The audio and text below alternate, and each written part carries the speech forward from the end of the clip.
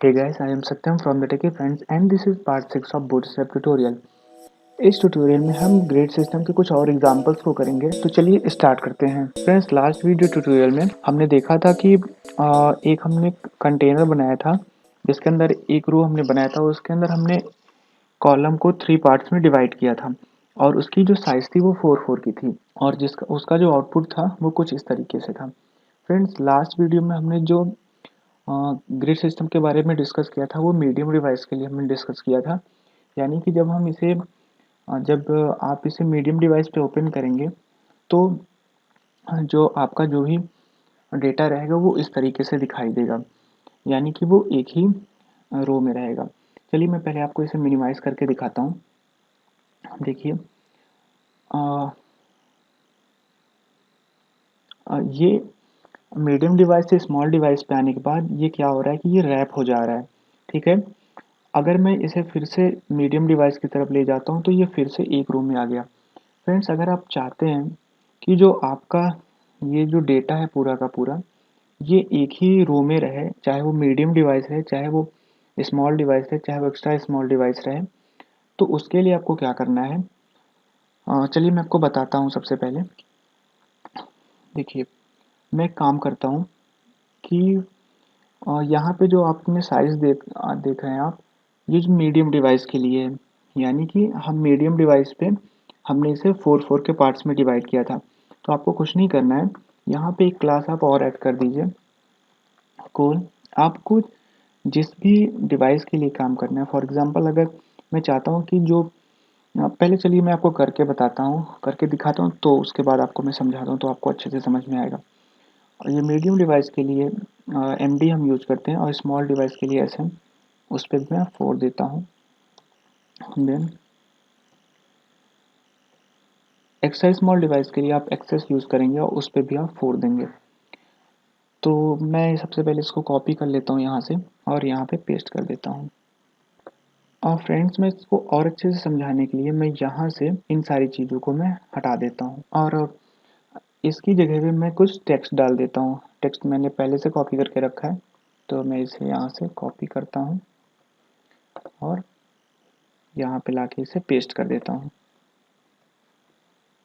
ठीक है, और यहाँ से मैं इसकी हाइट को हटा देता हूँ ताकि अगर मैं यहाँ पे हाइट लगाया रहूँगा, जो यहाँ पे मैंने इसकी सीएसएस दी है, तो उससे क्या होगा कि ये टेक्स्ट पूरा आपको नहीं शो हो पाएगा। तो मैं यहाँ से इसकी हाइट को यहाँ से हटा देता हूँ और फॉन्ट साइज को थोड़ा सा छोटा कर देता हूँ।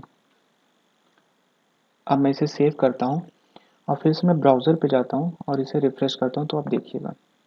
ठीक है, देखिए ये कुछ गड़बड़ हो रहा है। चलिए इसे हम फिर से देख लेते हैं कि कहाँ पे गड़बड़ हो रहा है।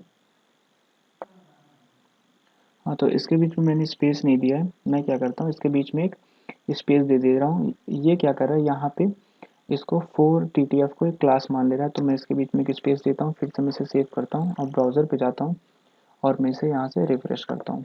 ठीक है, अब देखिए क्या होगा कि मैं आपको ब्राउज़र को मिनिमाइज़ करके पहले दिखाता हूँ। ठीक है,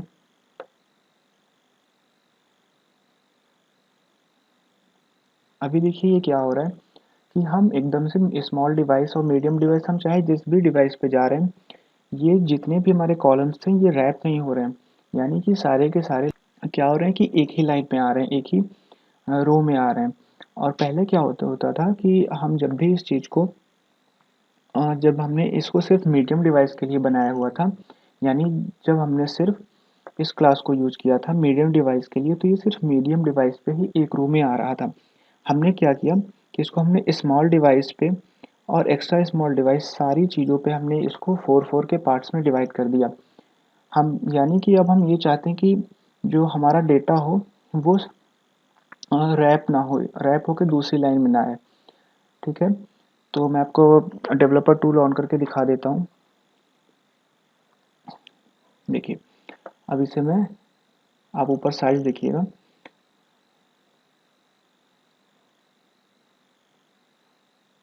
ठीक है, तो ये क्या हो रहा है कि हम चाहे जिस भी मोड पे जा रहे हैं, चाहे एक्स्ट्रा स्मॉल डिवाइस, चाहे स्मॉल या फिर लार्ज डिवाइस, ये हर डिवाइस के लिए अब एक ही जैसा ये बिहेव कर रहा है।